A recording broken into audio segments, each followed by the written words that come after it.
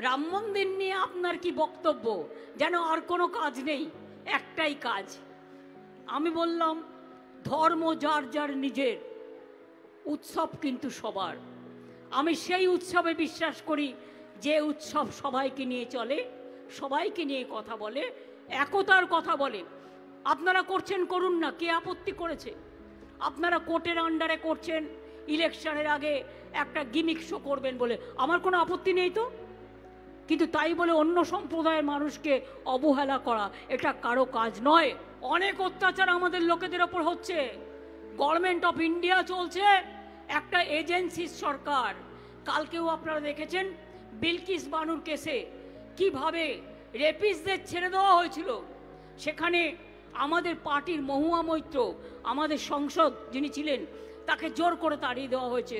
সেও কিন্তু এই কেসটাও করেছিল এবং সেও কিন্তু পার্টি ছিল। এটা কিন্তু তৃণমূল কংগ্রেসের একটা বিরাট জয়। এটা মাথায় রাখতে পারবেন মানুষকে বিচার দেওয়ার জন্য। বিজেপির কাছে আত্মসমর্পণ করব না। আর সন্ত্রাসবাদী সিপিএম 34 বছরে মানুষের মুন্ডু নিয়ে খেলেছে, তাদের সাথে আপোষ করব না, এটা মাথায় রাখবেন।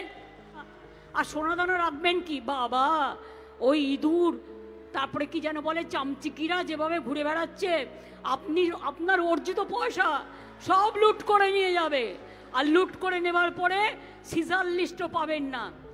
আবার সবাইকে চোর বললে কিন্তু সব চোর চোর নয়, এটা মাথায় রাখবেন। বিচারের বাণী শেষ পর্যন্ত শোনার আগে কিছু টেলিভিশন চ্যানেল আছে সকাল থেকে রাত পর্যন্ত ওই রাস্তাটার মাটি খারাপ, ওই জায়গাটার জল খারাপ, এই জায়গাটা পাচ্ছে না। আমি বলি তোমাদের তো অনেক টাকা আছে, তোমরা কয়েকশো কোটি টাকা দিয়ে দাও, যেটা কেন্দ্রীয় সরকার দিচ্ছে না, আমরা সবটাই করে দেবো। আর বিজেপি কিন্তু অনেক সোশ্যাল নেটওয়ার্কের মাধ্যমে ওদের আলাদা, সবার নয়, উল্টো পাল্টা ভিডিও ছড়ায়। এই ভিডিও দেখে বিশ্বাস করবেন না, ওটা কিন্তু নাটকের মতো তৈরি করার ভিডিও। পাল্টা ওরা যদি কিছু করে, আমার হয়ে লড়বে সাধারণ মা বোনেরা, সাধারণ ভাই বোনেরা। আপনারা পাল্টা ভিডিও করুন, করে বলুন এটা মিথ্যা, এটা জাল, এটা ফেক, পুলিশকে ডায়েরি করুন, আমরা অ্যাকশন নেব।